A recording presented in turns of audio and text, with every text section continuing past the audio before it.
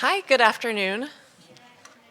Hello, everyone, and welcome to the Nasher Sculpture Center. I'm Curator of Education, Anna Smith, and today it's my pleasure to introduce Hugh Hayden. Before we begin, a bit of housekeeping. First, please take a moment to silence your cell phones. Next, we invite you to join us again in 2 weeks for a conversation with Samara Golden on September 28th. For today, we want to thank supporters of Hugh Hayden Homecoming, which include leading support by Taka and additional support by Listen Gallery, Jessica and Dirk Nowitzki, Dallas Art Fair Foundation, and Howard and Cindy Rachofsky. Thanks as well to Frost Bank for leading support of our 2024 exhibitions. Now to Hugh Hayden.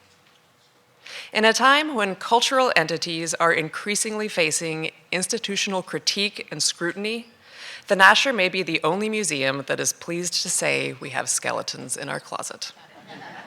Luckily for us, they are gorgeous skeletons, hand-carved from white oak as part of a richly layered exhibition that interrogates the American dream and unpacks aspects of Hayden's formative years in North Texas.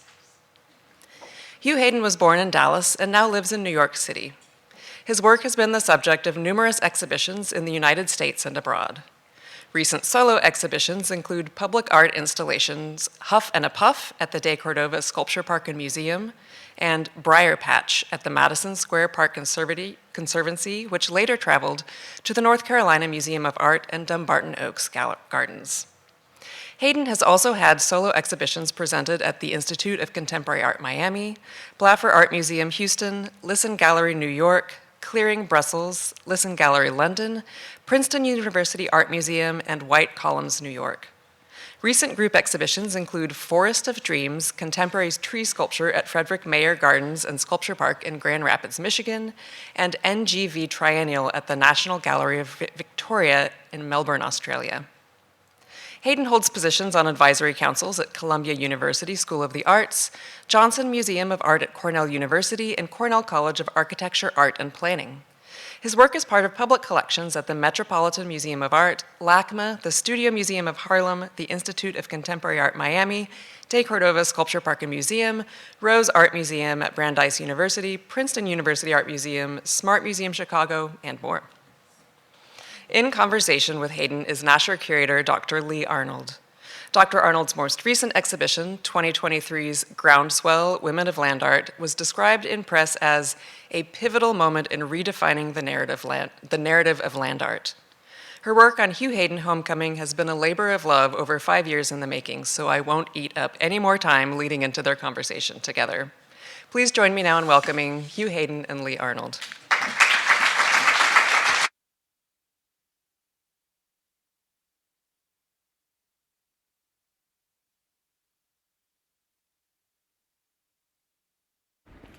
Hey. Howdy. Hi. How are you? Great. How are you? Pretty good. Thank you, Anna, for the awesome introduction, as always. Thank you, everyone, for joining us this afternoon to hear Hugh speak about his homecoming. In conversation. In conversation. Yeah. You're not going to give a slide lecture. No, this is not a lecture. I think the entire show includes different bodies of work that you've really refined over the years. And it's kind of a culmination of the past 15 years of your sculptural vocabulary. So in many senses, it is a survey. Yes. Yes, but it is all new work. A survey of my different parts of my practice. Yes. Exhibited through new works. Yes. Exactly.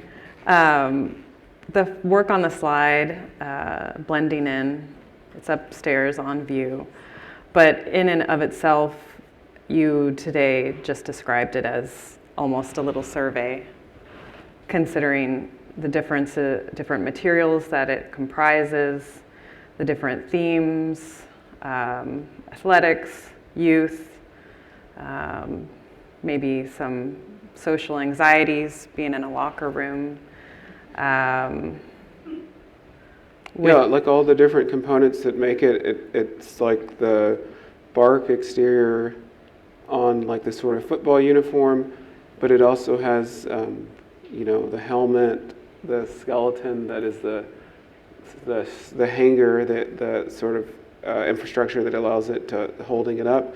But also it's one locker that's open and like a vignette of 12. So it's kind of representing one person within a group, kind of trying to blend in maybe to the group, seeing like this sort of interior closet in the form of a locker.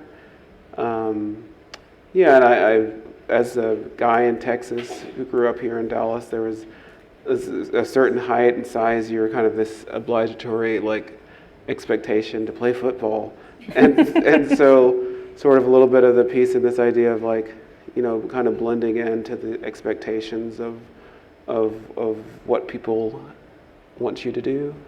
But I wouldn't say whether or not this is critical in either direction. It's just sort of showcasing this idea of being a part of something, being a part of a team, mm-hmm. to some regards. Mm-hmm. And of course, sports, athletics is a common theme of yours. These are examples of earlier sculptures, taking the football helmet as kind of a subject to explore everything from differences in black hair to, what is it, CTE? The brain trauma that... Yeah, that was, I think people brought that to the work. For me, that that wasn't like my own personal trauma, but I like, because the helmet is like an object that represents many things to mm-hmm. different people. Obviously, it has a functional purpose, but more so like the sculpture on the left is actually made out of Texas ebony, which mm-hmm. is this type of wood that grows not in the Dallas area, but closer to Mexico, like in Brownsville and Laredo, where it's a bush that becomes a small tree, and the interior wood of it, the heartwood, is like this dark brown to black color, and so it has this kind of this name is Texas ebony, and ebony is this wood that is typically associated with Africa that's black, Gabon ebony, sort of. When I first heard of this wood, I was like, that's my identity in wood, is this like Texas mm-hmm. ebony, this sort of anthropomorphization of this way of looking at wood, and that it could have a cultural significance. But also, so in that this helmet on the left, it's, kind of like a crown of thorns in a way, this sort of, it's black on the outside, but the sapwood, which is part of the same, another part of the wood has been carved into these thorns that are this sort of internalized, like spikes, I guess. But mm-hmm. You could look at this idea of a helmet as this protective thing that's trying to protect whatever is on the inside from something more dangerous. But whatever it is seems like it's gotten inside the helmet. Also, maybe the pain that comes with conformity and perhaps taking on the mantle of something that maybe you weren't interested in sports, but somebody in your life wanted you to play them. Yeah, and then like the helmet on the right is from 2021. I think the one on the left is from 2018 or 2019, and the one on the right is from 2021. And it's a oak. It's similar to the playground upstairs. It's like an oak helmet shell that has these boar hair bristles, which are normally used on a hairbrush, and sort of like this idea of refinement and appearance, and sort of, and in this way, this helmet is sort of, I guess, this application of this tool. Mm-hmm. I think it takes on a different significance on the playground upstairs, but both of these, like the thorns, which are this sort of difficult space to inhabit, as well as the bristles reflecting this idea of refining something, brushing it, putting it in order, or like different motifs in my work that have to deal with sort of somewhat cultural assimilation or ways of attaining the American dream, that they're both like a process of refinement and, I guess, upward mobility maybe, as well as like difficult places to inhabit. Mm-hmm. So you've used bark to kind of conceal, or maybe thinking of it in terms of armor, but basically to cover all variety of luxury clothing, accessories. And in some cases, I think in most cases, up till the work that's in our show, it's been focused on kind of luxury goods as this way of passing into a different social or economic class. It has been, but it's the same. Like, it's this idea of fitting the part. Fitting the part. So like in some situations you have to wear the right shoes, the right purse, the the right look. There's like whether you're wearing it to a job or a church or lunch with your friends, like there's expectations of how you're supposed to dress and look to belong to a group. Right. And that same thing happens in sort of high school football, or these sort of expectations of like looking the part, and that so it can be a conscious decision, selecting this exterior skin that's another manifestation of your appearance and how people perceive you in the world. But I also think about it in terms of, in high school, how do you gain kind of social status? There's some ways. There's wearing, the cool clothing, but there's also I went to we had a uniform at my high school. So the way for you to kind of gain social acceptance or popularity may have been through success in athletics. So you think about the trope of the quarterback and the big man on campus, and how sports offered a way for you to maybe, if you couldn't signify a certain level of status, sports was another way to do it. Or just to be, not even to be the lead, not to be the boss, but just to be in the part crowd, of something. I guess. Yeah, I think for many people it's not, it's aspirational, like to belong. So so sort of like fitting in is like, not always, it's just getting a foot in the door a lot of the time. So. This is a view looking up through the interior of the football jersey. And what you see on the inside is a rib cage.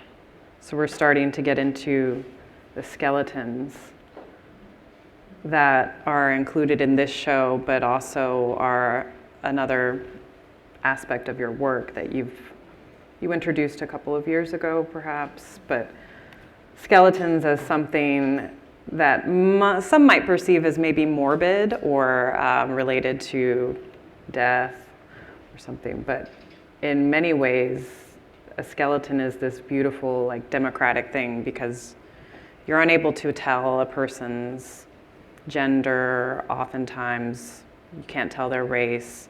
A skeleton is devoid of all of these signifiers that we associate with these parts of our identity.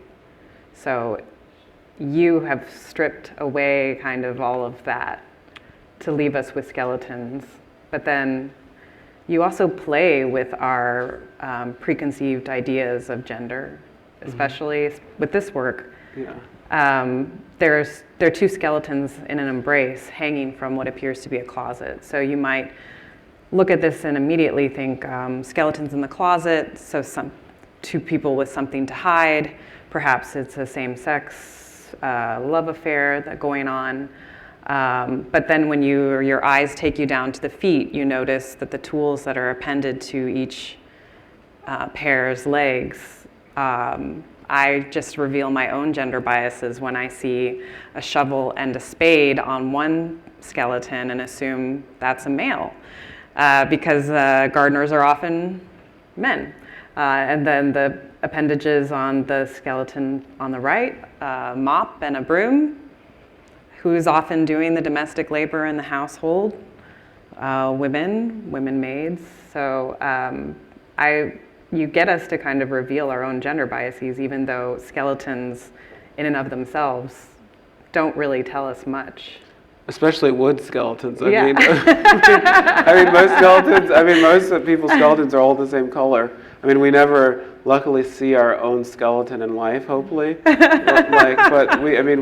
These are a stand-in.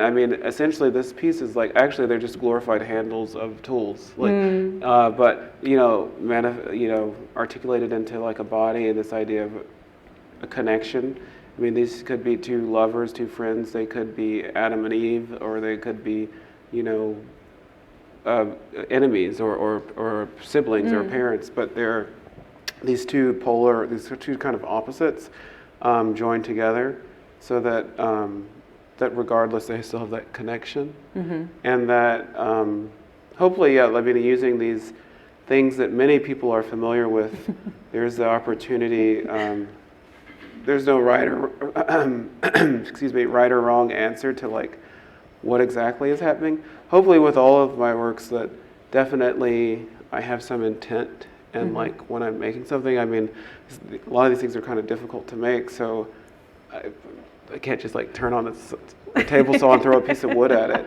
Like there is some intention behind it, but I'm using like familiar forms and concepts and materials that hopefully people have an existing lived experience and understanding of these things, but I'm remixing those things to this sort of kind of surreal, uncanny way that hopefully challenges your perception of yourself, but also maybe the subject matter that these sculptures are, you know, a stand-in for.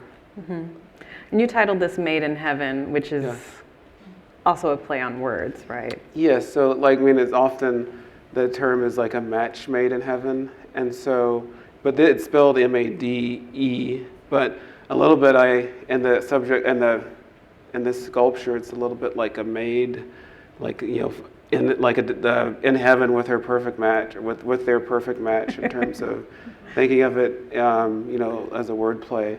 But I also think it's just like a beautiful object. This is my favorite work in the show, and just because it's not a fully rendered body, it has no arms. You know, the point of it wasn't to just recreate two skeletons. And a previous piece called American Gothic sort of did that, but I'm sort of building on myself, and like in each exhibition, I want to, you know, explore different ideas. So this piece is, you know, similar, like the skeleton has the rest of its body, but it's having a chance to relax. And sort of like, this is not the original Manet painting, but this is, you found this online? Oh my God. It's like an AI thing. But because this is.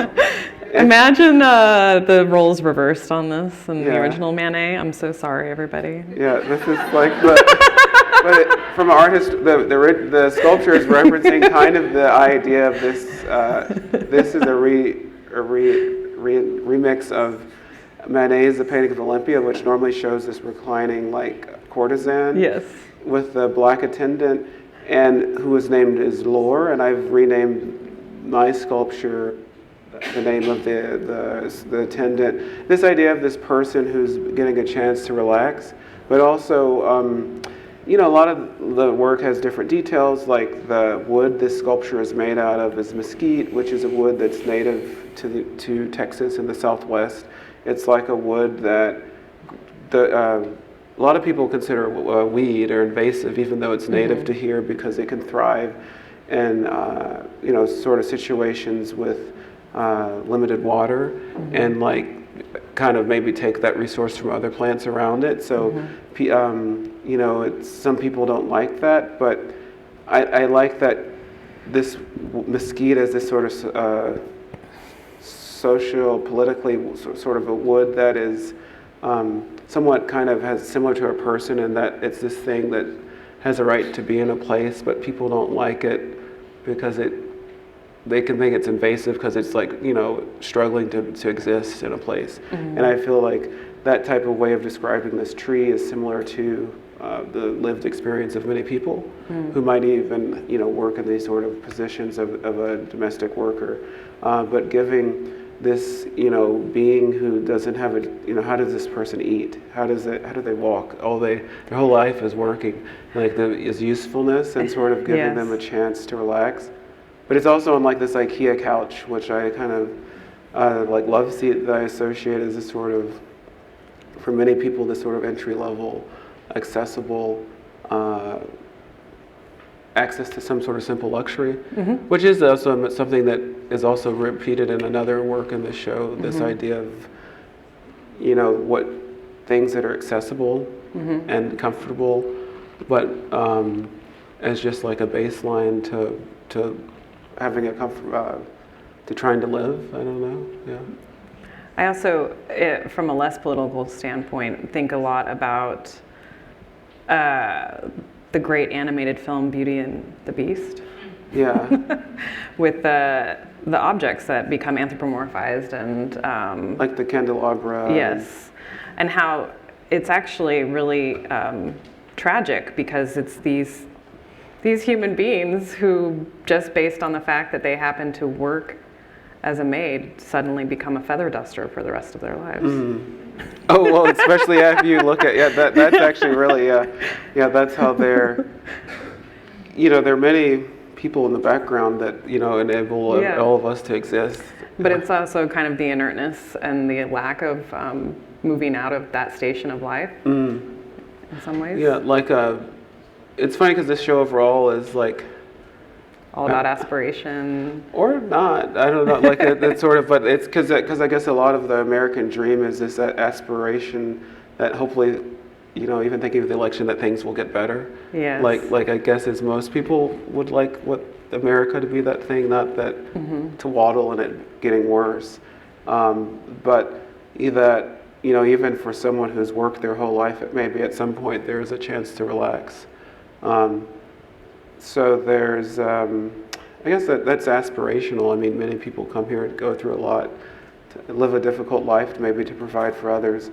Like when I first showed the American Gothic piece. This is American Gothic? Yes, which is sort of titled after the Grant Wood painting of a farmer and I guess his spouse, or actually it's his niece. I don't know if it's that important, but or is it also a Gordon Parks photo? But this idea of these people who, constantly working, but someone, came up to me and said, oh, this is like a portrait of my grandmother who was always working so that we could have a better life.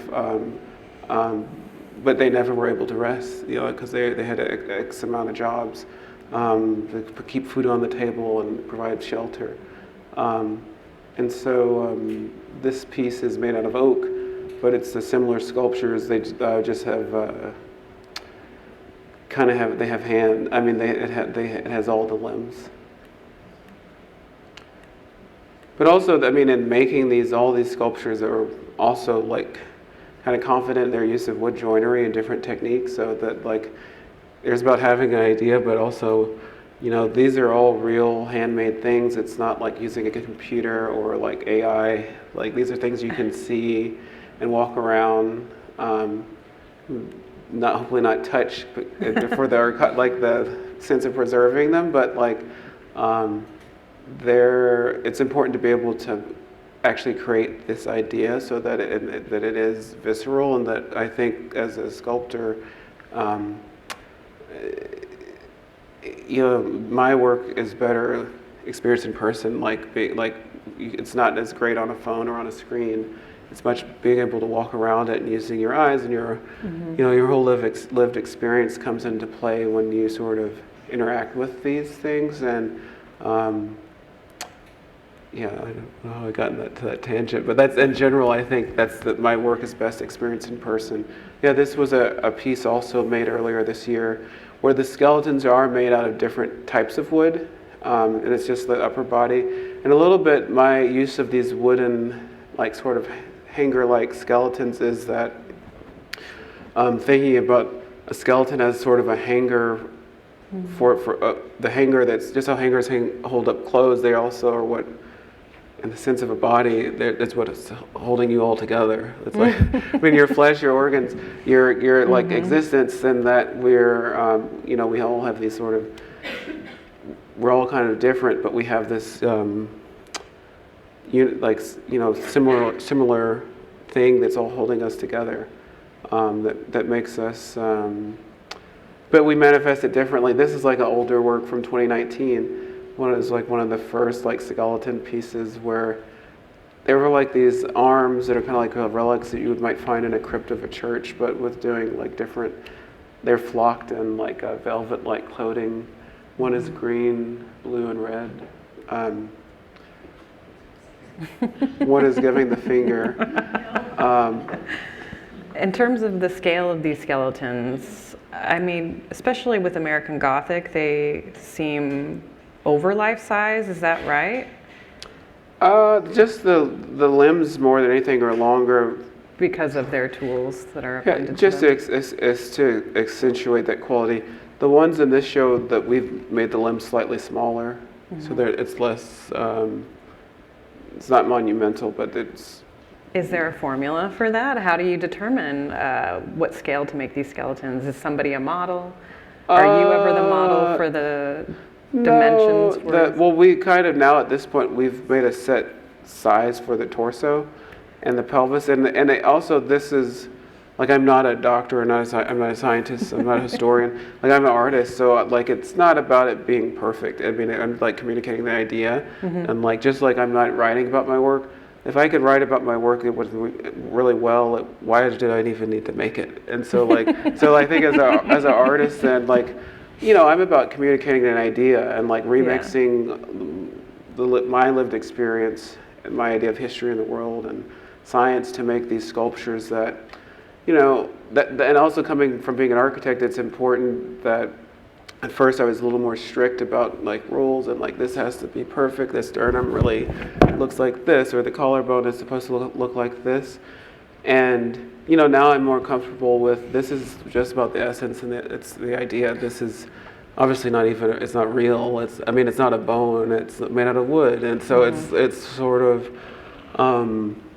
as I grow as an artist, I'm giving myself more leeway that, you know, I'm not trying to resolve, like picking and choosing, like it's like with food, how much salt do you need for it to taste just right? It's kind of it's subjective, but it's about the essence of it all, and that it's sometimes, you know, I could work on something for another 2 days or 2 hours or 2 months or 2 years, but it might not change that much. It might already have enough seasoning to like to really already communicate that taste. And so in terms of the scale of the limbs, there's no formula, it's just what feels right. So, and sort of like, you know, every time I make a sculpture, especially, a lot of times I get new ideas as I'm making something, but because a lot of these works are kind of challenging to make or using scarce materials, I don't kind of switch horses midstream or however the saying is. Like, I'll save that idea for the next time I might be exploring something to try out this new variation of something, or change in scale or size or color or using a different wood. So I kind of make a mental note to come back to maybe we should make the bones shorter. So that's what happened for this show. Okay. Do you keep a library of materials? Like a physical library, or is it all kind of?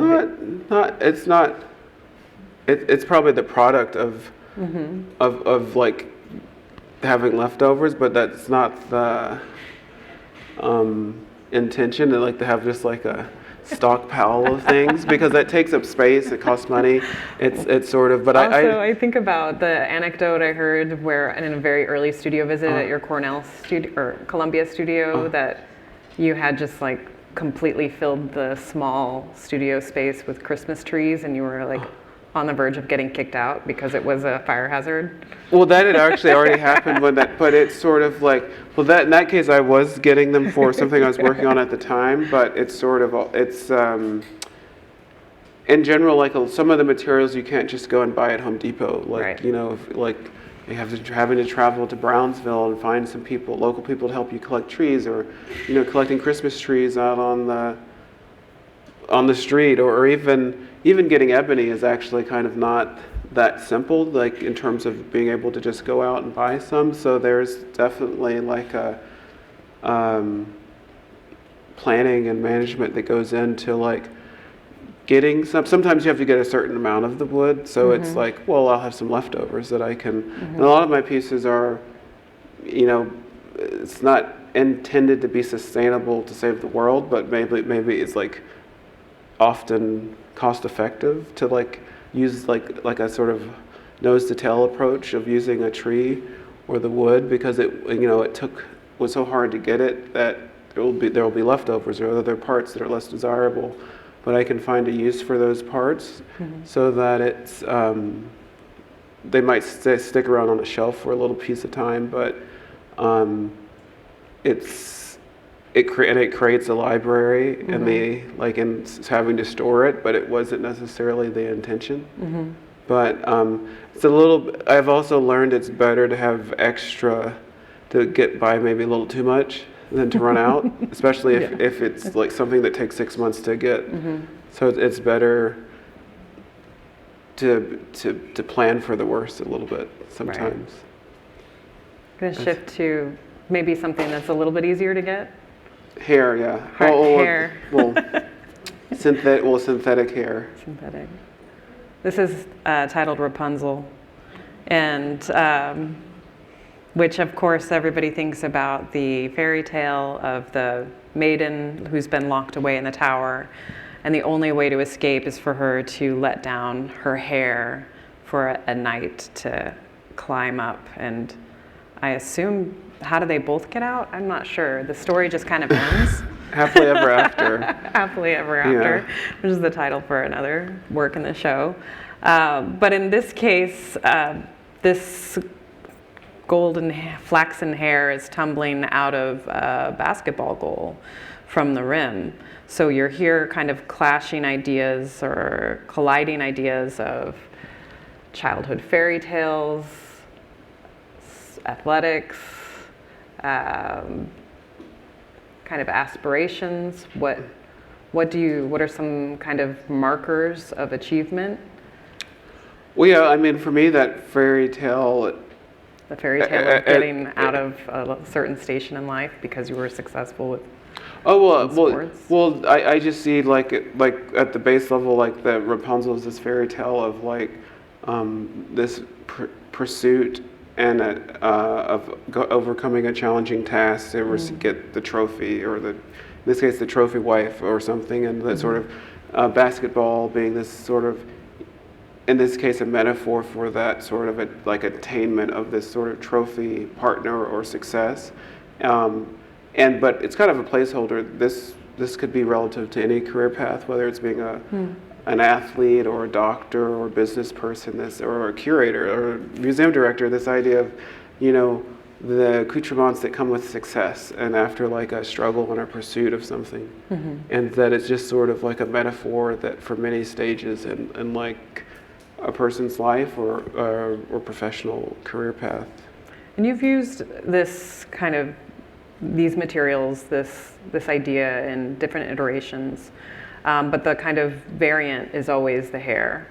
Yes, like there's been different colors of hair, different textures of hair, and as well as different lengths of the hair. This, like the regulation, one thing that comes into play in these, like at least why is it displayed this way, is like the regulation NBA, like basketball rim height is 10 feet from the floor. So I tend to show these works at that height. And then the hair is just, I think this hair is like 28 feet long or 30 feet long. And so it's just, the hair is in overabundance. I mean, technically we could show this in 30 feet. If the ceilings were higher, maybe we would show it at 30 feet from the floor. So it could really, at some point I would love to make one that's like 10 stories tall on a pole or on the outside of a building, or outside, but just sort of this idea of this challenge, or this thing that is this obstacle towards obtaining success. And this is just a kind of an ongoing body of work where essentially they are making them longer each time.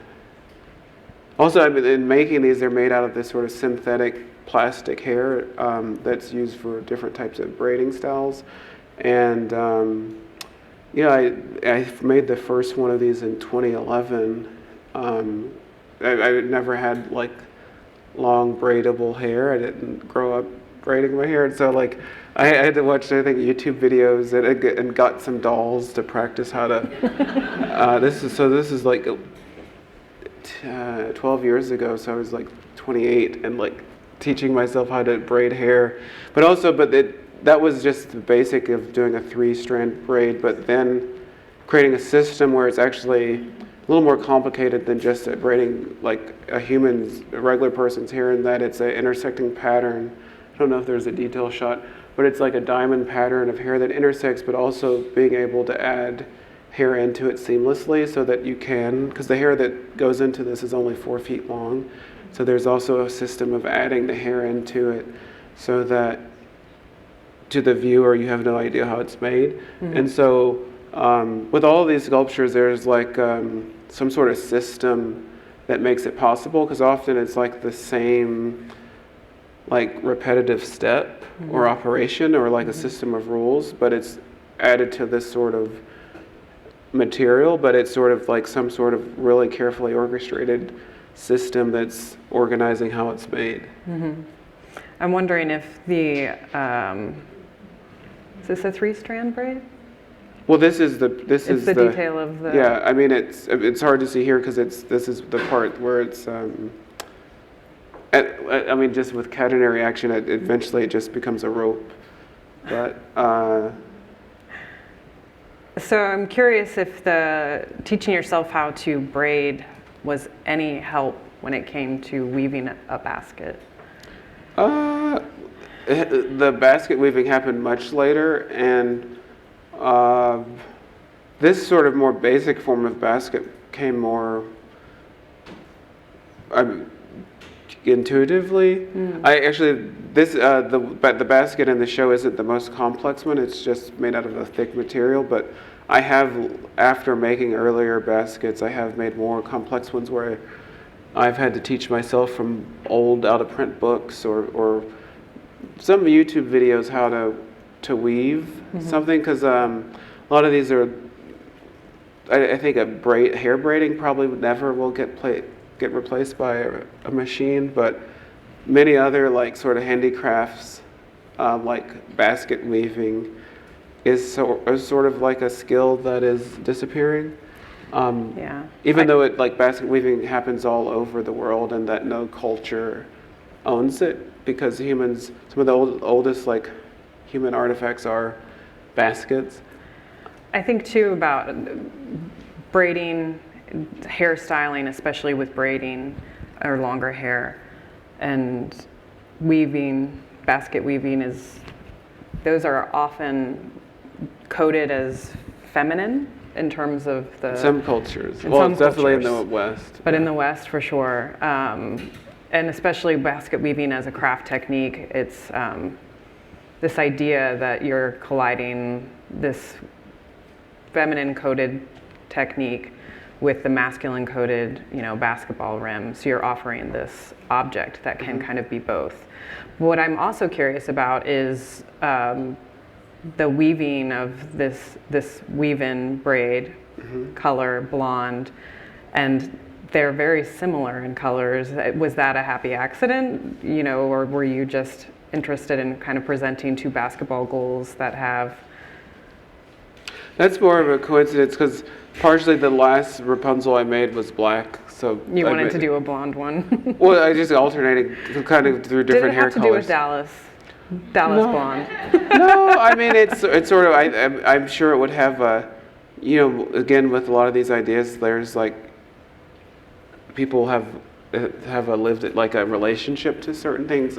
So definitely it would have a resonance here. But a little bit, the last one I made was black, and so I normally don't want to remake the same thing, and that I'm like sort of challenge myself to, like, even if it's just changing the color of something, that it can expand on an idea. And yeah, because also, like, I don't tend to make prototypes with my work, and that each sculpture is kind of a prototype for the thing that's coming after it, so that it's kind of to test out some ideas of like some other things I'm thinking of making that are another exploration of this, that like, oh, did I like that color blonde, or because I'm already planning the next version of that for another. Okay. That is, I'm taking input from how we made this one and how it came out. You titled this basketball goal "Short and Stout," which is a reference to the nursery rhyme. I'm sure many of us could demonstrate up here if you we all have that in our heads. Short and stout also kind of referring to body types, and it's not common to find a short and stout basketball player. And it's hung considerably lower, so you have these two opposing basketball hoops, one at regulation height, one the height which might suggest a children's hoop. I'm curious, what else can you tell us about this idea of short and stout? Is it about body types? Is it about children's nursery rhymes? I think I started off having one idea of making this, and it had evolved from what the finished result is. So, like I would say, a lot of the works in my practice in general, because obviously I start off with one intent in how I'm making a piece, but sometimes what I was hoping for doesn't always express itself, so it goes a new direction, and so the works are the titles change, or even sometimes if the work comes back to the studio, I retool them. So like this piece is sort of one of those that was, I think it still represents this idea of short and stout and this sense of a basketball, that's kind of the opposite of like the perception of a tall, lean, athletic basketball player. So this piece also kind of gets to the crux of like how I kind of started making these basketball works. Well, I actually was making the Rapunzel works a lot, 10 years or 8 years before I started making these like woven basketball pieces, where literally the basketball pieces somewhat grew out of this idea of like thinking, literally thinking about where this basketball come from, or the name, and exploring that as an idea.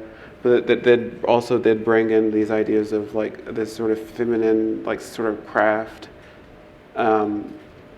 with this sort of idea of this masculine sport and the juxtaposition between the two.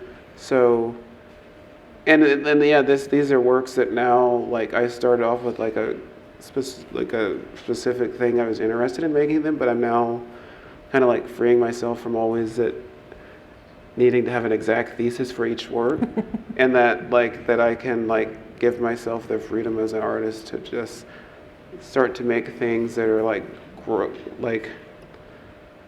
moving away from needing to have a key to explain. And so like I think this show has a few pieces that are more just kind of now at this point as my practice, as I'm showing work longer, that there's less of a guidebook to describe them, I'd say.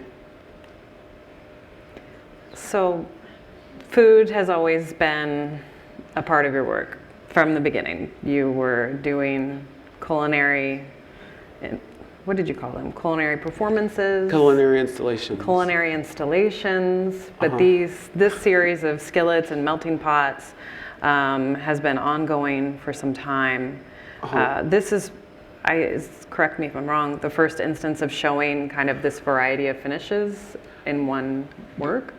There was one other piece that is similar, that it's showing only, but these are all different metal finishes, where the one on the left is polished aluminum. The second one is cast iron that's just seasoned with oil. And then the third one from the left is polished bronze. And then the last one is bronze that's been copper plated and polished. But yeah, this is like, the piece is called To Get Together, and this idea of this like grouping or cluster of different like cooking implements that all these faces, these masks cast into them.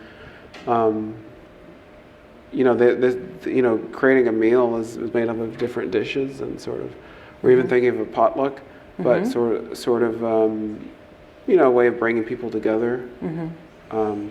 So this series really began where you were taking traditional African masks, in some cases even casting your own features into cast iron skillets as this way of collapsing ideas of, who were the first cooks in America. Well, it's not just about food. Okay. I would say just like the Rapunzel pieces that use basketball as like a subtext, it's more of like a lens and a metaphor for like thinking of a larger idea. And it's more about thinking about America as a melting pot, a stew of like diverse cultures and people, and like that, this potato or carrot or piece of beef or celery could represent someone from different cultural or ethnic backgrounds. But this sort of pot that is this implement that sort of holds it all together, to create America that is sort of this sort of is built on these sort of African cultural origins, and that was sort of the initial thinking about the creation of America was dependent on sort of this sort of African descendants. Whether you're thinking about just in culture, literally in food, or sort of the building of the country and the infrastructure, whether architecturally, through the industrially, or through agriculture, sort of the African folks that sort of enabled the pot to create the stew that America would become or is. And so that was sort of the initial idea behind making this body of work. And now it's expanded from that initial idea. Like at first they were all just cast iron, and now that piece has aluminum and bronze components, which are completely unfunctional, not necessarily in a culinary tradition, but it's sort of now it's moving away from being like as much a literal translation of those ideas, but more exploring now just a difference in color and material and background, that these works could be relatives or have things in common, but they're also different.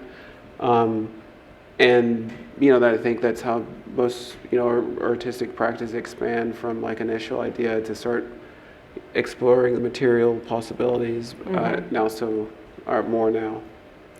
This is an earlier installation image from your show at Princeton in 2020, where you see just the cast iron, but this, you also used objects from the museum collection cast into those? Yeah, we used scans from the Princeton's art collection of not just African masks, but paired with different objects from the collection. So like from like an Egyptian sarcophagus to like a Gauguin sculpture, to different things that we were sort of put on one side of the pot, and on the other side was the African mask. So there was like a transformation between the two sides that we kind of planned. We were able to create via a 3D model.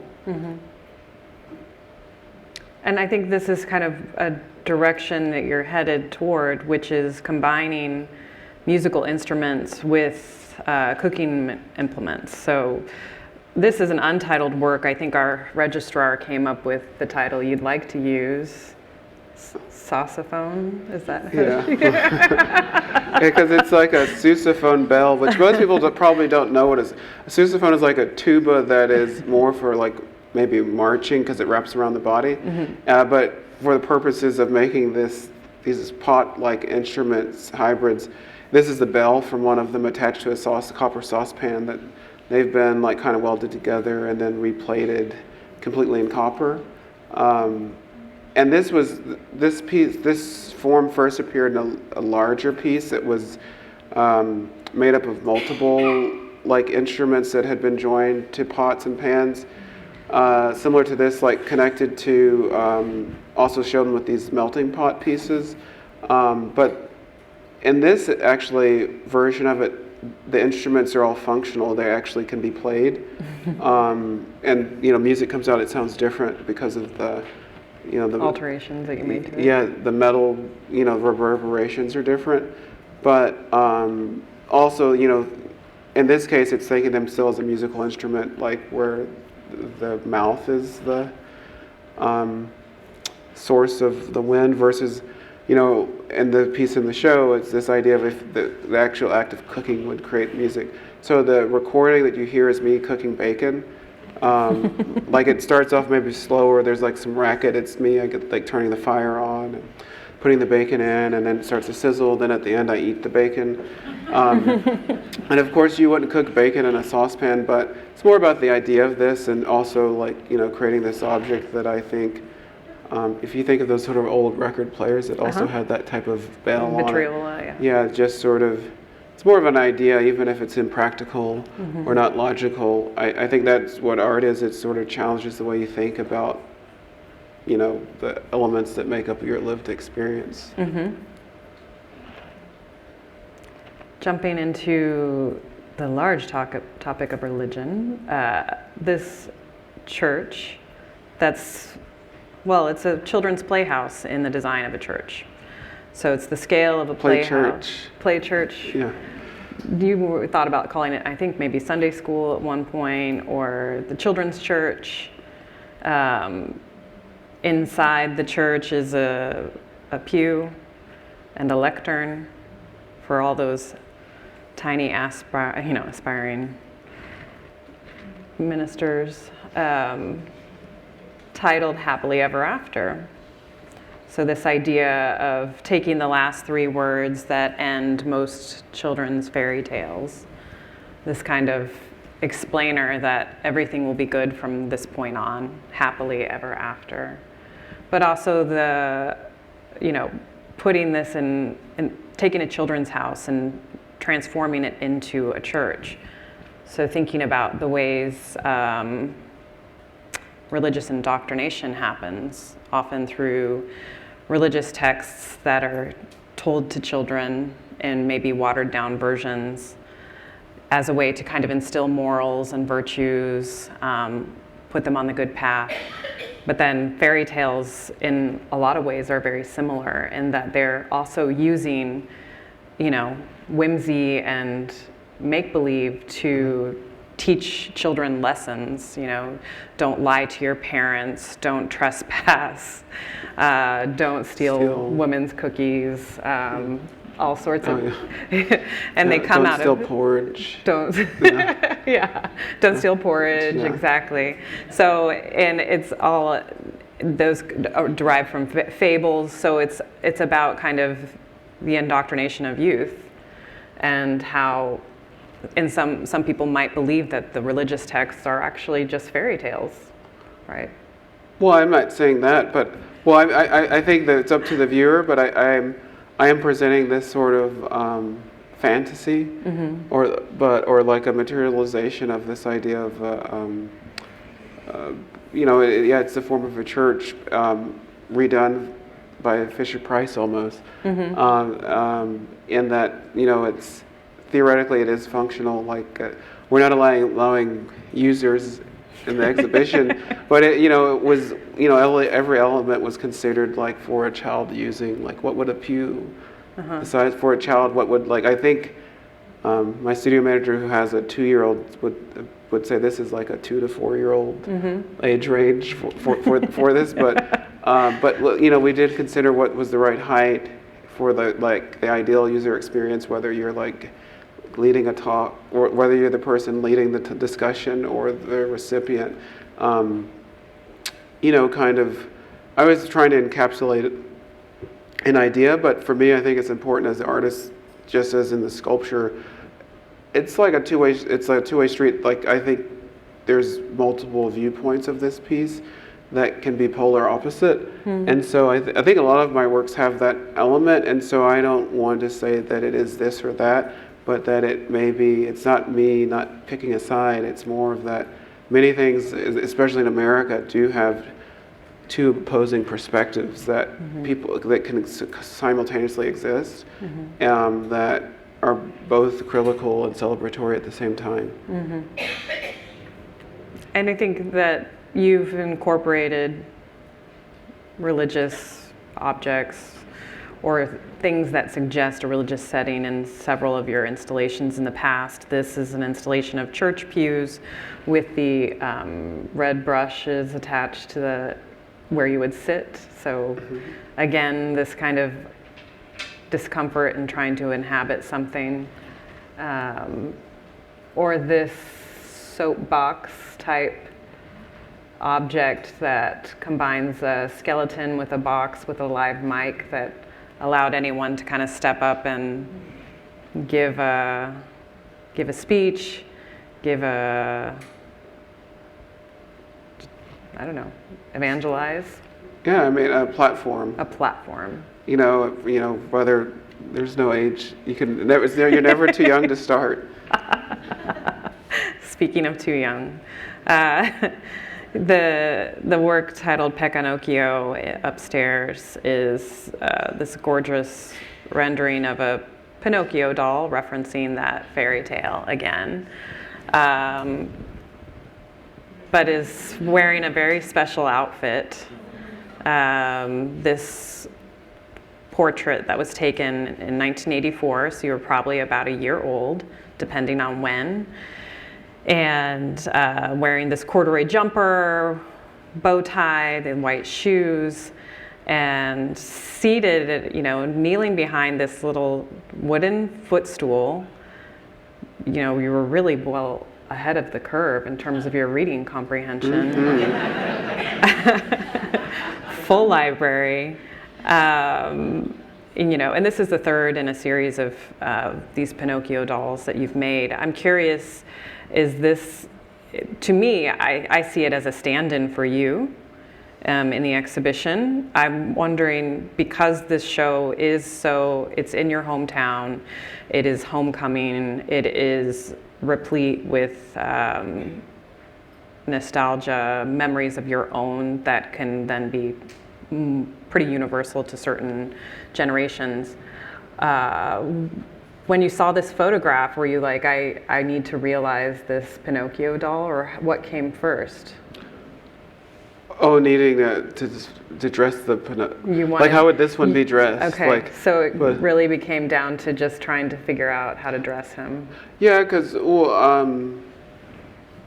I've made two before this one, and I had taken this found that photo last year, but I hadn't thought about using it to dress the Pecanocchio yet, because I don't have kids yet, and so in dressing these, at first I was just trying to make them look like dress like Pinocchio, because like most people's idea of how Pinocchio should be dressed is based off of the Disney cartoon, which is like an invented outfit based off of like a Tyrolinian kind of lederhosen, which is the one on the right, and that was the first one I made, which was called Ebinocchio, which is essentially Pinocchio, more the big picture, because I wouldn't say that the piece is intended to be completely autobiographical, but more so that Pinocchio as an idea is an Italian word, which is like combining Pino and Occhio, which is like Pino is pine,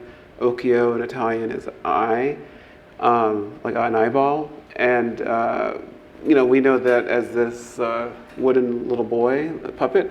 But if you change, therefore, his type of wood, you change his appearance, his color, his race. So like the first two, the one on the right is using Gabon ebony from Africa, which is this wood that is almost black. So he becomes Ebinocchio, but also his appearance changes because he's no longer made of pine.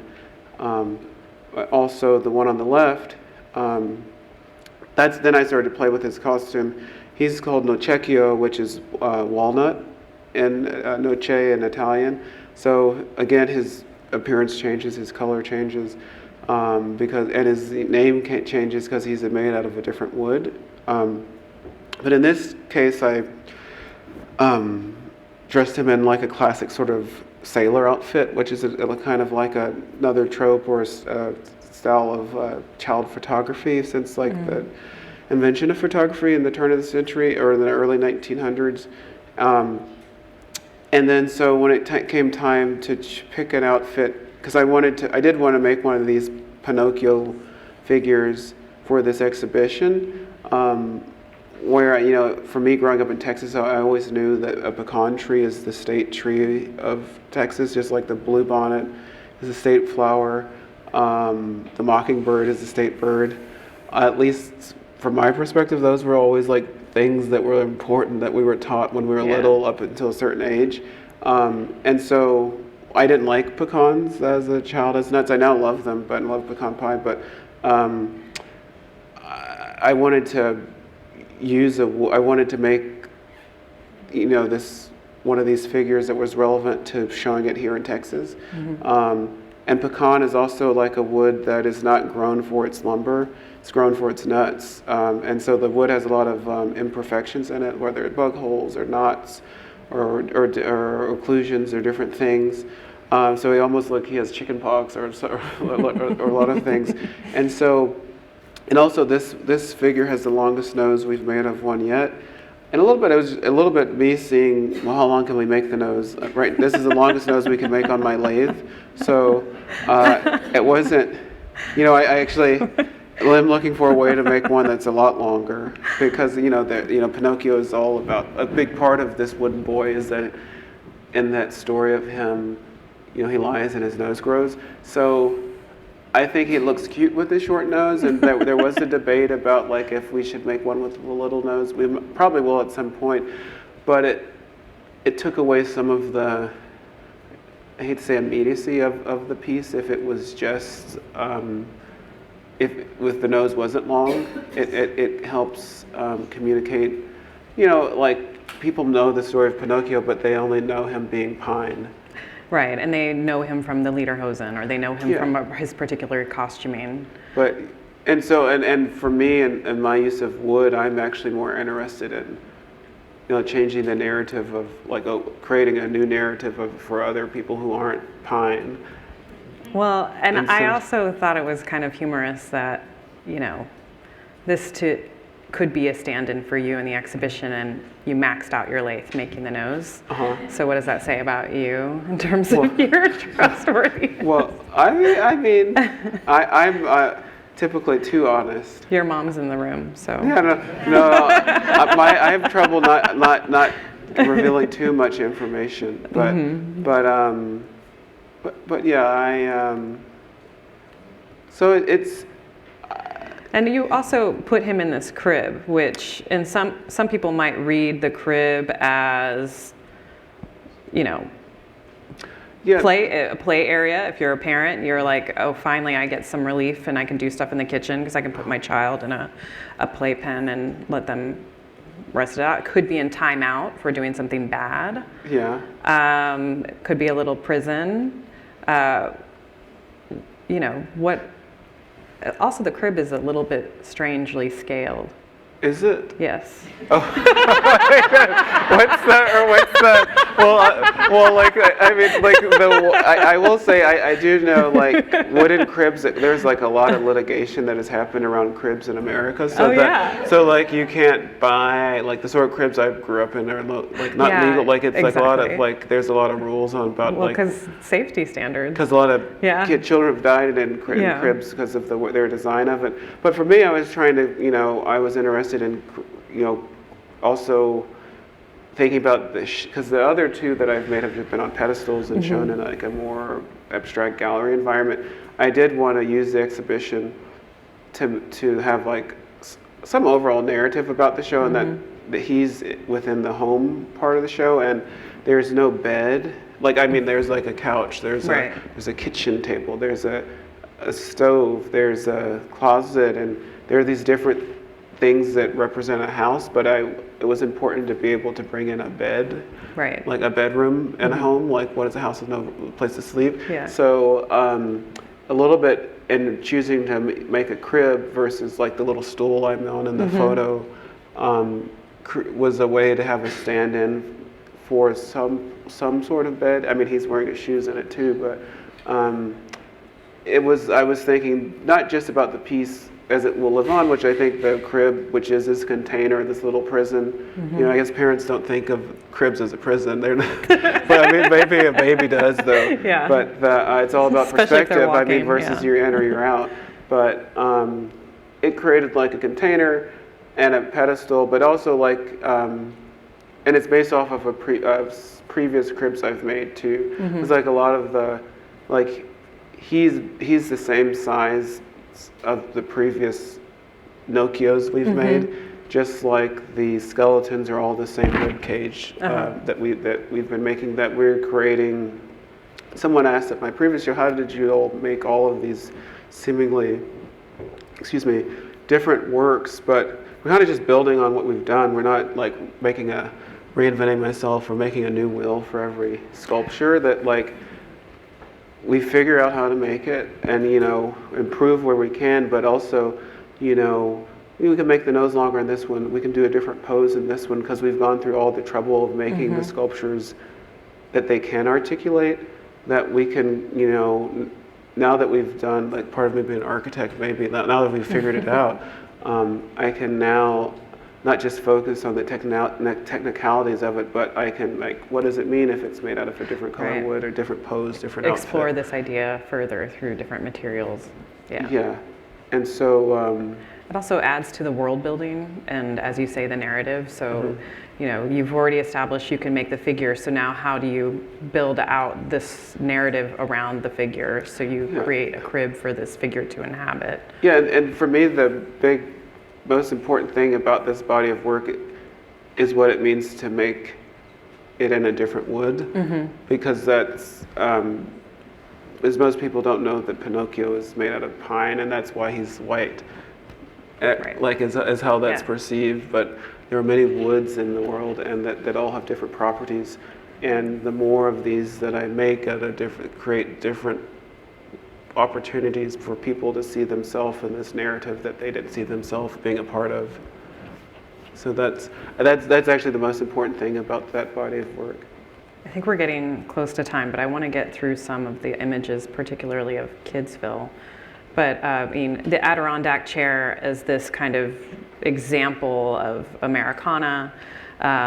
It signifies a certain economic class, the ability to have time for leisure, to have a piece of furniture that's fabricated from wood and nicely finished out, versus some of the kind of lawn furniture that maybe I grew up with, which was either plastic or wrought iron. Yeah. And here you titled it Heaven, and you have it looking out on the garden. Yeah, because initially, like in terms of the title change, I thought I was calling it Reunion. This idea of, for me, I don't think of like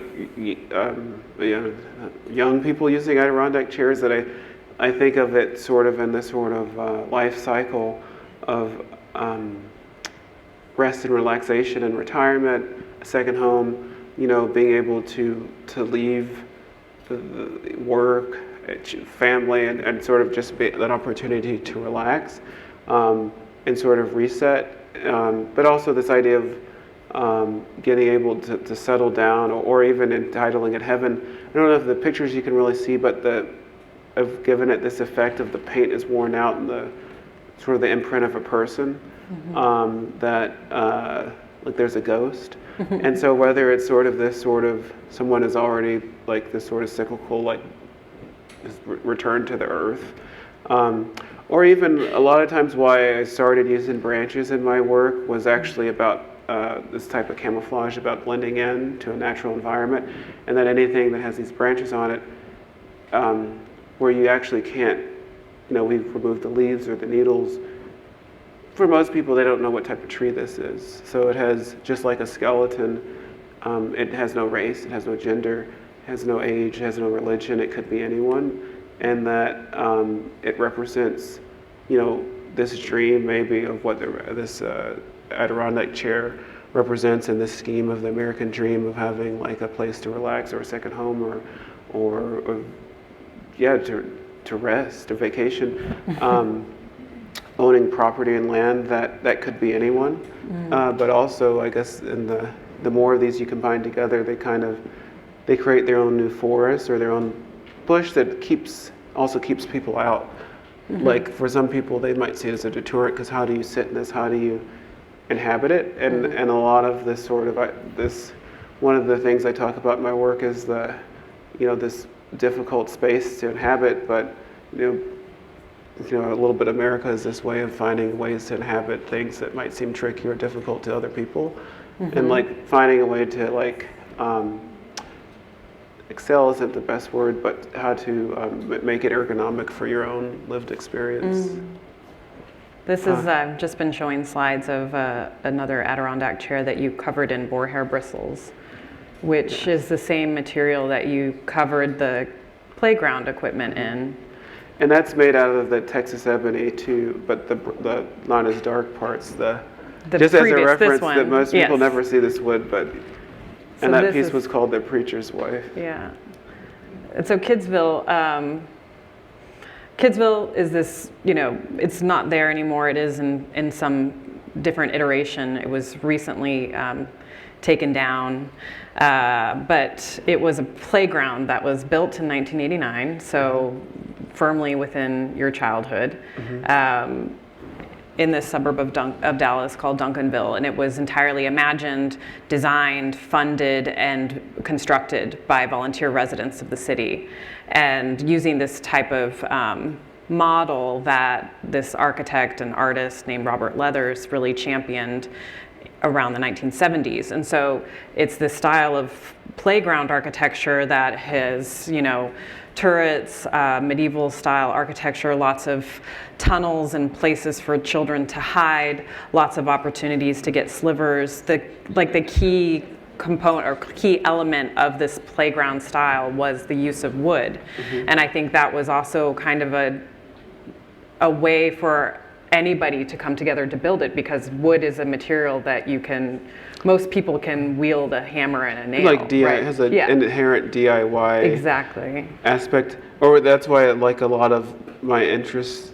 There are some people say is this sort of vernacular Yes. American forms of woodworking manifested in a school desk or Adirondack chair or a playhouse or a church or a kid's playground. So that's why this was attractive as a motif, or even a director's chair, but why I was attracted to the representation of this idea, this sense of play, and I guess for children, they don't see in the same maybe color, they're maybe more colorblind than the way an adult sees that. Typically children approach something without the same pretense as an adult would, but sort of to take something that the target audience is maybe more open-minded of how it's supposed to be used, but even subverting that with bristles or with thorns to make it like a space that's harder to inhabit. I found that as another opportunity of like this sort of type of, most of my sculptures are wood, or some way they have a dialogue with wood. Even the melting pots, the cast are made from wooden African masks that have their own layered histories into them. So there is some through line, I guess, with wood through all of my work, and that I get one of my attractions to using wood is it's this thing that many people probably take for granted, that what a tree is, and that it's all around us, it's the floor. This piece is made essentially is made out of brooms, like is what this sort of form would normally be used for, is like a push broom. But as an artist, if I'm able to change your understanding of not just wood and what a tree can be, but also these forms that I'm manipulating, and there's this opportunity maybe even to change even a bigger picture ideas of how you think about the concepts a lot of these works are embodying, and how they relate to you in ways that just would go beyond the immediate visceral reaction to these like materials and forms. I think ultimately that's why I'm using wood, and why I'm interested into sort of pushing the limits of what it can do. Because typically in America, wood is always like wooded, this tree, all these shapes are because the tree was growing towards the light of the sun. And I've put it back together, but the tendency of people, especially in the U.S., is to just cut a tree into these linear forms that only have no curves. Like every piece of wood in here is has a straight, like a sharp angle, and that's how we typically think of wood and the environment that surrounds us. But it's totally removed from the organic qualities that created it. And so a little bit, I would say that's definitely underpinning my idea of my sort of approach to try to this uncanny reaction to what a tree can be, and then using that as a jumping off point to reinterpret our lived experience. There's 2 tables in our show. They both feature pencils, either the eraser end out, which is the kitchen table, or the graphite end out, which is the cafeteria table. I just love this video because it gives everybody an opportunity to see that this is a functional cafeteria table that you use that actually folded up. Yeah. But the first table that I saw of yours was the table you made for Princeton. Here it is installed in the gallery, and so that was an exhibition in a house, so a domestic space. So you didn't really have to work too hard to build out the world or the narrative of an interior domestic sphere in the way that you needed to with the Nasher's building. But so this idea of taking a kitchen table or even a cafeteria table, these 2 places that are locations of community, communion, sharing a meal, doing your homework, being traumatized in high school. There are these 2 sites that are really meaningful to especially your upbringing, your childhood. Well, not just me. No, but I'm saying the universal you. This is like, I think all of us probably have memories of sitting around your kitchen table. All of us have memories of trying to find us. Or hopefully this piece is about some people don't have those memories. Or trying to find a seat at the cafeteria table, for example. But this idea of taking a kitchen table which is round, so there's no hierarchy, there's no head of a table. It implies equal access to it, but then you're subverting that and kind of pointing out that, it's not a given that everybody does have this access to this kind of warm and cozy kitchen table idea. The idea of a kitchen table, what does it represent to most people? The idea of a family. This kitchen table has 4 chairs. So what do we think of when we think of a kitchen table with 4 chairs? We think of a nuclear family, perhaps. And historically, traditionally, people think of, in terms of the American dream, the nuclear family has always been defined as a heterosexual couple with their 2 children. But that idea is becoming increasingly in flux.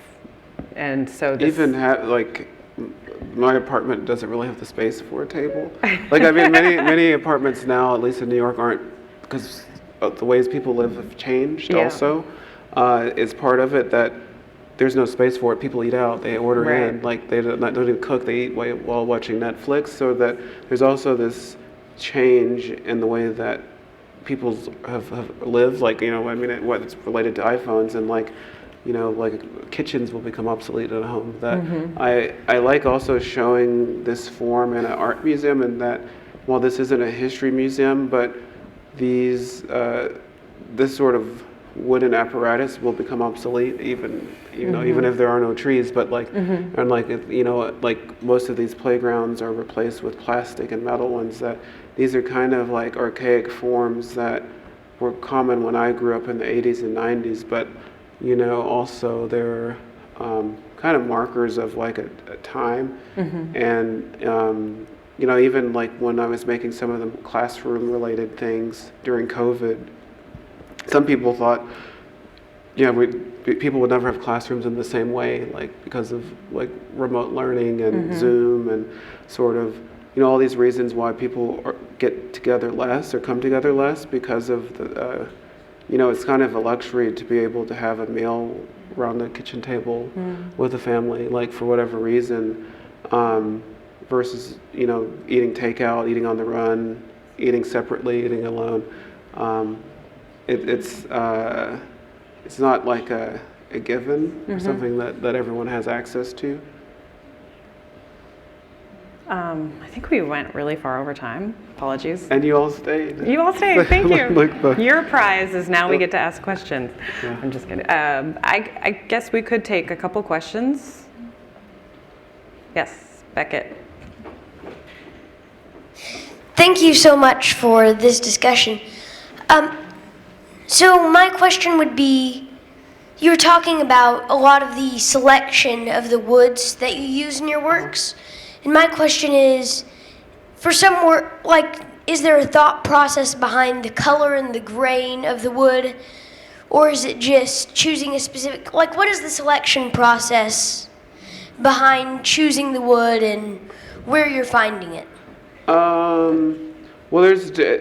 the wood typically is not, I think in every piece, the wood is always like a conscious decision.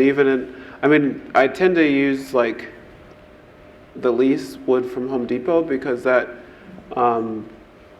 it's typically just pine or fir 2x4s that are kind of like a chicken strip. Like, I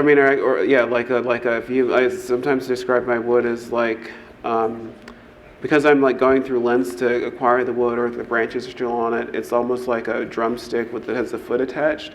Whereas like a 2x4 is sort of like a chicken strip that is like completely devoid of what a chicken looks like.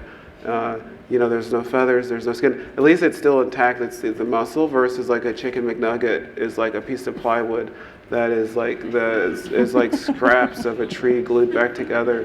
That's like, it's chicken because I guess you're told that you didn't see it made and there's no visible reference to that tree, versus by using woods that have the foot still attached or the feathers on it a little bit, like that you're seeing where it comes from, and that can create perhaps like even seeing the wood that has different colors is coming from a different environment that created that, why the ebony is black on the inside. So it's definitely a conscious decision to use ebony in a piece, partially because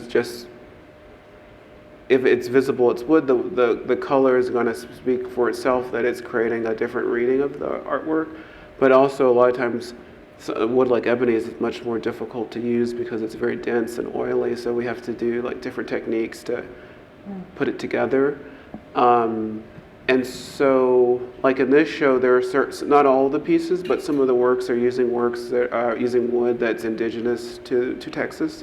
So like the piece on the couch, the lore, is made from mesquite, which is the wood I was explaining, is that many people consider invasive and like a weed. And I'm, while you like seeing the piece, I don't think knowing it's mesquite, you don't need to know it's mesquite to appreciate the artwork, but conceptually that was a conscious decision to use that wood because if you do know wood, you'll know mesquite. It's typically cut down for a weed or used for barbecue as a result of people like. Very rarely do you find things made out of live oak because people don't, and especially in Texas, like a live oak is this tree that takes a long time to grow.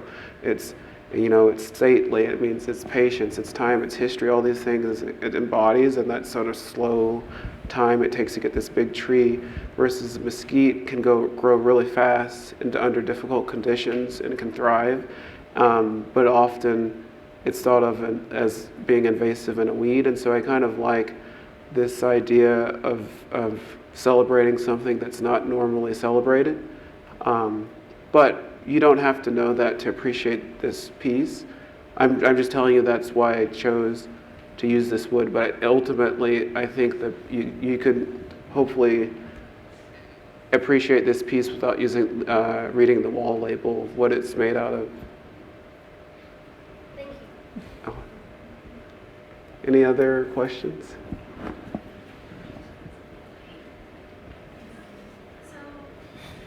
So for questions, how can you make the ideas to make the wooden sculptures? So how can you inspire the other artists, including like the Pinocchio and the skeleton and the playground? How can you get how can you get to make your ideas or inspire based on the artists? How can you build in your ideas and to get from inspirations? Like what's inspiring me?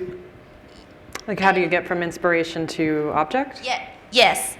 Oh, well, There's definitely some figuring out. I don't unfortunately none of these things are like, can I just like walk in and some of them I've been because I didn't just start making these things overnight. I have a practice of it. I've been building on making these pieces so that I have an infrastructure set up and a knowledge how are we going to make this. So however, this piece, the first one of these skeletons with this sort of rib cage, we made 2 or 3 years ago. Mm-hmm. It's made through a process called bent lamination, which is how we're able to make the ribs so round. And that was like a new type of woodworking that was like learning French, because it's like a process that's very different than just cutting wood on a table saw or chop saw or carving it. It's cutting the wood into these very thin strips where it's very fragile but flexible, and making like a lasagna of them, like layered together, gluing them together, but also making molds for each piece. Each one of these skeletons uses about 16 molds to bend the ribs to a certain shape and profile, and so there was a trial and error. I'm not showing that. Right. There's a lot of mess that created all of these pieces, a lot of sawdust, a lot of waste, so there's an understanding of the limits of the properties of the materials, and then finding a way to sort of exploit the material properties of the wood. So how thin can we cut it? How to get to bend a rib? Wood isn't, as we know it in America, doesn't really work well thin and round. Mm-hmm. and organic. It's straight. It's thick boards. It's it's working with just gravity applied on the top of it. So there was a lot of there was some R&D, you could say, in figuring this out. And also this is 8 different woods from across the world. So in this piece, kind of your previous question, it's the same object made out of different woods that have different colors. And in this case, it does give a sense of difference and diversity by just simply using woods that are different colors with their different properties will showcase different a different idea than if they were all the same color. There would be a different reading. I also in terms of how I figure out how I'm going to make things, I often am making something and I get a new idea while I'm making it, but I don't switch. I don't it took so long to get here. I'm not just going to take that exit. I'm going to finish where I'm going, and then I'm going to plan my next trip, maybe, and we'll get off at that exit next time.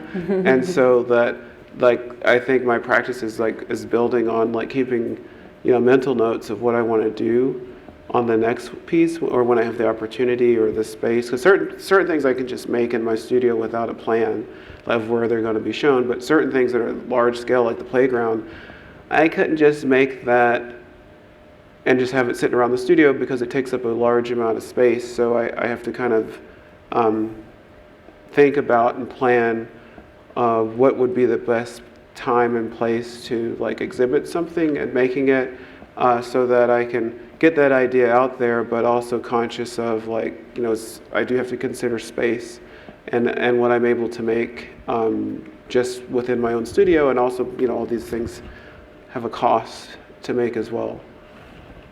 So how long does it take if you make every sculpture? It varies how long they take.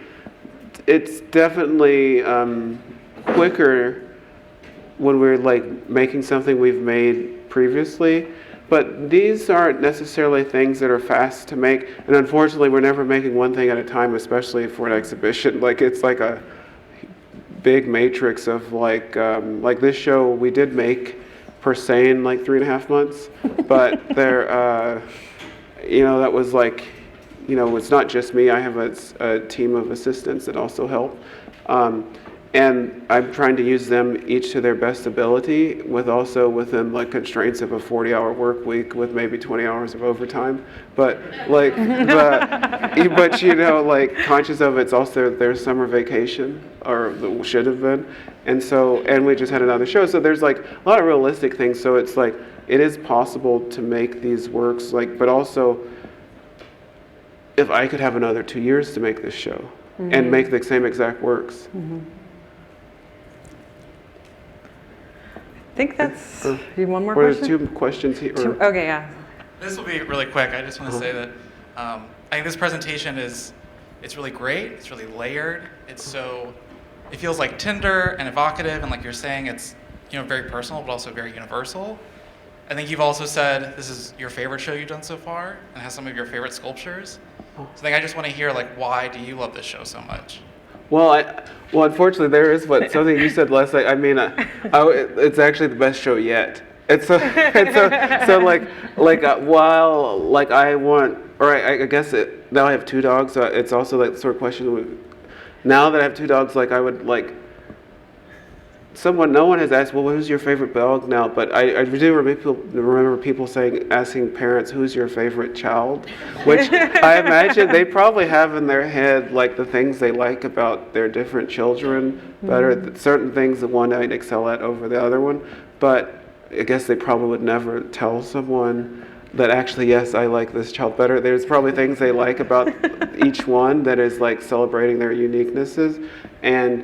But this is a little different. I mean, these are these sculptures I'm making. I am hoping that this is my best work yet, but hopefully it will get better, and I won't just stop and rest. And like all of these sculptures, many of the sculptures in the show are like improvements or further explorations of other works I've made, so that I can expand on the ideas, because a lot of them are kind of laborious to make, and so that I'm using this as an opportunity to expand on some of the pieces are like a remix and a combination of previous sculptures, like put in a blender and made, like the football uniform is like combining multiple works into one new work that that could be 6 pieces, like could or like technically the kitchen table could be 5 pieces, like, but now I forgot what the question was, but hopefully. Why is the Nasher show your favorite show? Oh, well, also I'm from Dallas, and even from a personal level, like I first came here as like an architecture student to look at the building, like wasn't thinking I was become an artist. Like I went to the DMA every Wednesday in the 8th grade as part of a school program. So, but I went to a school that had a museum in it, but in all those contexts, it wasn't like becoming an artist was like a profession or a possibility that I thought was possible, and I studied architecture as this like sort of more creative professional pursuit. So it is surreal to now actually being from Dallas, and now actually an artist, like having a show here is like quite significant, because having spent the first 18 years of my life in Dallas, I do have a connection to it and sort of my understanding of it, so that hopefully, I wouldn't have made this show this show could be shown in New York, but I wouldn't have made this show to be shown in New York, like, because it does have some things that I think will speak more to the local audience, or at least that showing the same work here, I think more people who are like out, not in the art world, who just live here, could have a personal resonance with some of the works in the show. And that, I think that was important. Maybe that's me thinking as an architect about who the user is, but like in terms of the audience and the context, I think that this show could have like a heightened experience here than it would be in Chelsea, in New York. And so that's exciting to me, because I could show it in New York and they review of the show or whatever would not pick up on all these sort of local connotations, because they were just unaware of like certain histories. Like it's not like they can't experience the work, but they wouldn't have the same personal connection. And so that's exciting to be able to show, like an Easter egg or something, like to show something where people might have a greater connection to it, or investment or heightened experience is also exciting to me. Yeah? Okay. Does your mom have a question? Hold on 1 second. Can you stand up, Diane? Oh, this is no, she's I'm the mom, but I am so proud of this young man.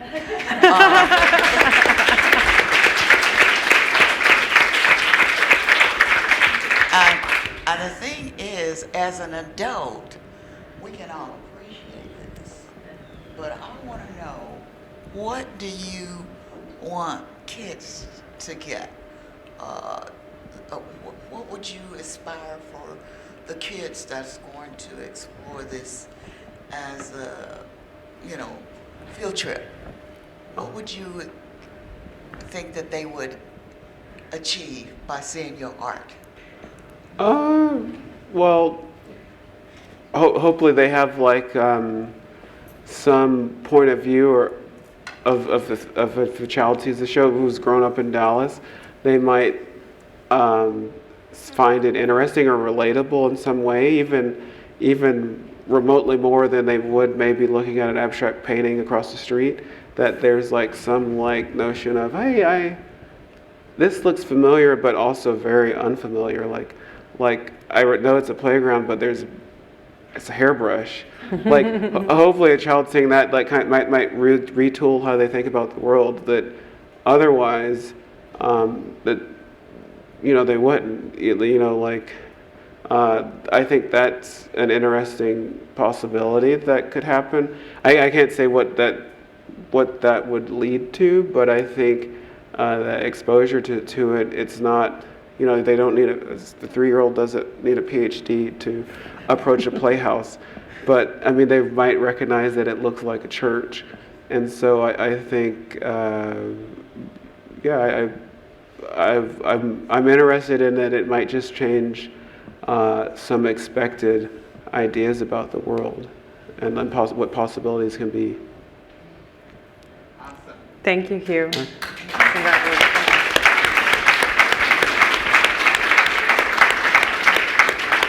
And thank you, everyone, for coming this afternoon and sticking with us well past time.